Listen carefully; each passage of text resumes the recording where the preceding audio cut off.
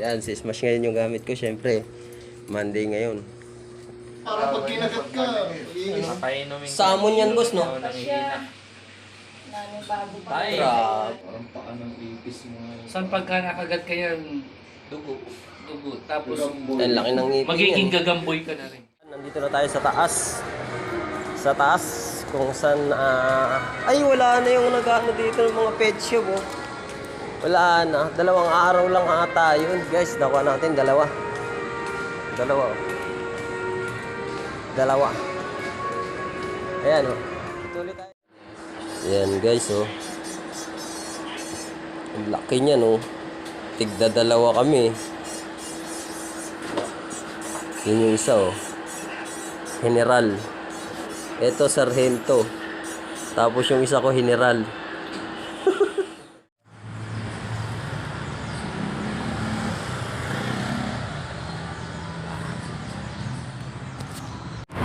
Yon guys, ito na ang huli natin. At tayo ay didiretso ng umuwi. Magbukas ka. Dadaan ng hari eh. Tagal-tagal eh. So okay na. Tapos na tayo guys. At pauwi na tayo. Ginabi na naman tayo dito. Ginabi na naman.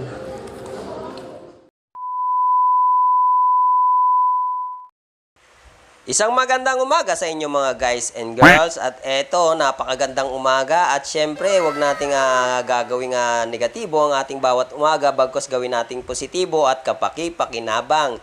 Yan ang lagi kong ipapaalala sa inyo. At eto, nag-aalmusal nga ako. At ayan o, pakuyot pa ang pangit na korimaw. At ayan nga guys, kape tayo. At dahil nga ay Monday ngayon, ay ang kasama ko ulit ngayon ay si Smash. Dahil inuuwi ko siya tuwing Sabado ng gabi. At Monday, siya pa rin yung ginagamit ko. At yun nga, kagandahan dun yun nga sa trabaho namin mayroon nga kaming motor na ginagamit. At yun nga ay si Sight, buti at nagawa na siya kagad. At dumiretso na nga pala ako guys doon sa una kong lakad dito sa may San Lazaro, sa may SM Manila. Dito lang yun malapit at pipick up nga pala ako dyan ng case. At ayan na nga, na-pick up ko na nga guys ang kailangan kong pick upin. At pagkatapos nyan ay babalik muna ako sa aming opisina para kumuha ng case na i-deliver naman. At dito sa time na to ay papunta ako dun sa aking motor. At napakalapit lang talaga ng kliyente o yung pinaka-dental clinic nila, nasa bungad lang. At yan ang kagandahan kapag nagdi-deliver na ano lang, yung bungad lang o malapit lang yung mismong pagdadrapan mo o pag kukuhaan mo ng case.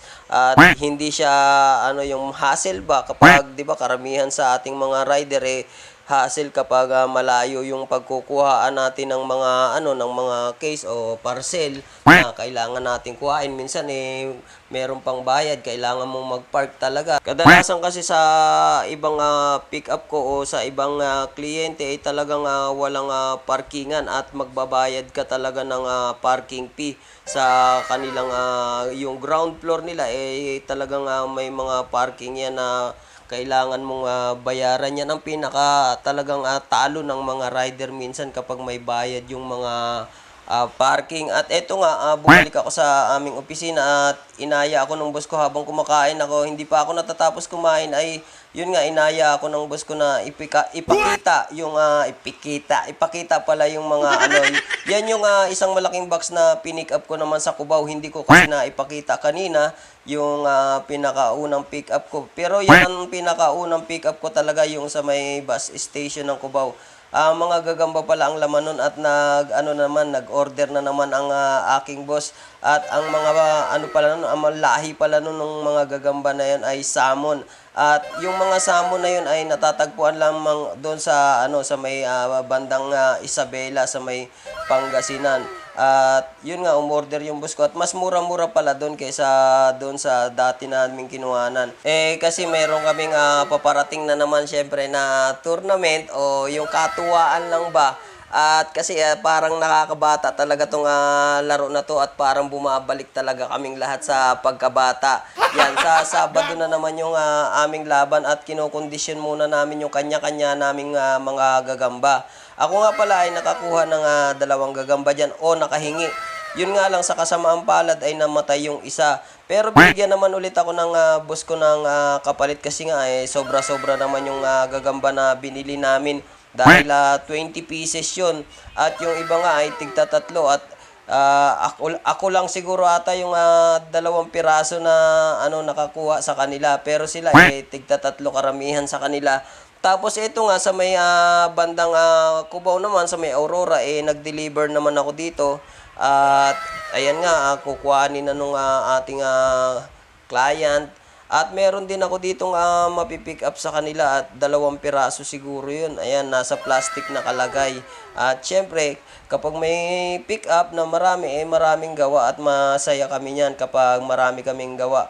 Pero syempre, naisisingit pa rin namin yung katuwaan namin sa gagamba. Halimbawa, break time yan, magpapasalpok-salpok kami ng mga gagamba. Pero pagdating naman sa trabaho ay talagang hindi nagpapabaya yung aking mga katrabaho tulad ng mga nagmamock up o yung nagdi-design ng ngipin ay talagang pulidong-pulido kung sila ay gumawa pa rin. Hindi naman nakakasagabal yung paglalaro namin ng gagamba. Meron nga pala akong kakatuwang ikikwento sa inyo tungkol to doon sa aking anak. Habang ako'y nag-e-edit katulad nito, habang ako'y nag-voice recording, tumabi nga pala siya sa akin nung isang araw o nung isang, tumabi siya sa akin nung isang araw at pinapanood niya ako. At biglang may nasabi siya sa akin na, "Papa, ang hirap-hirap ng ginagawa mo, bakit walang nanonood sa'yo?" At syempre natulala ako ng mga ilang segundo at napaisip din ako doon sa sinabi niya. Bakit niya ba nasabi sa akin yun? Sabi niya sa akin, uulitin ko, "Papa, ba't ang hirap-hirap ng ginagawa mo sa pag-i-edit, sa pagbablog?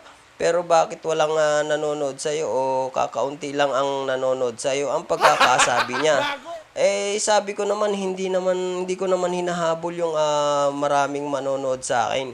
Kasi ang sabi ko sa kanya, para sa lang to, yung bagang alaala o memories in case na mawala na ako sa mundo, meron pa rin akong alaalang may iwan sa inyo o sa aking mga apo. Tsaka, syempre, target ko rin na talagang kumita dito, sabi ko sa kanya. Lahat naman siguro ng sumusubok sa pagbablog, ang gusto rin syempre na kumita at isa rin ako sa kanila.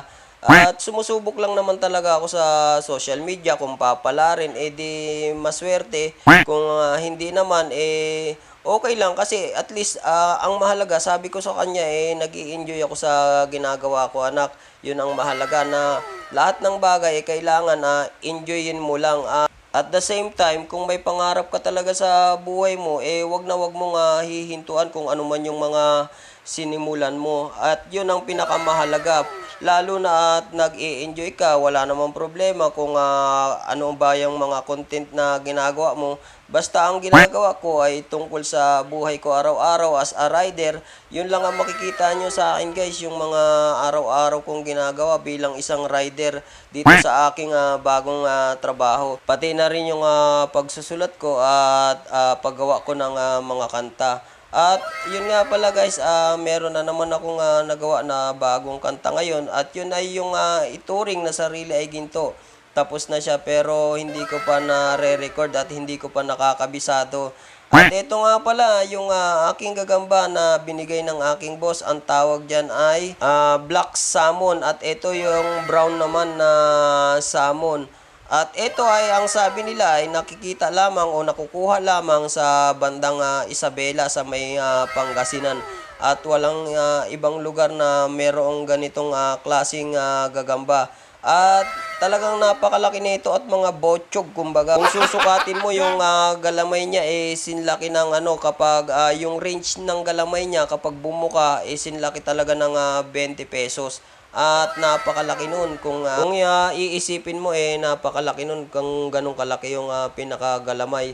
At nandito na naman ako sa isang kliyente naman namin, yung lagi kong binabalik-balikan dito sa may Holy Spirit. Kung saan ako inabot ng kamalasan, ay dito po yun. Kung maaalala nyo doon sa mga last vlog ko, ay dito talaga ako minalas ng sobrang muntik pa akong kumbaga, tumawag ng kalikasan sa aking pantalon. At ayan, papunta na naman tayo sa Bertis at magdi-deliver ako nito. Ang mangyayari nga pala nito, nag-deliver ako at magpi-pick up ako. At syempre, malapit na namang matapos guys ang aking video. At syempre una, magpapasalamat ulit ako sa lahat ng nanonood sa akin. At kung ikaw ay nai-stress o nag-struggle, huwag kang mawala ng pag-asa sa buhay. Gawin mo laging positibo yung buhay mo. Yan nga, huwag nating alalahanin yung mga problema. Yung problema ay nandyan lang yan. Pero kaya nating lutasin yan. At huwag tayong magpapatalo sa stress. Kapag nagpatalo tayo dyan, tayo rin yung kawawa at ang ating pamilya. Kaya lumaban lang tayo sa buhay. Kayang-kaya natin yan. At muli, paalam. Bye-bye. Bye-bye you.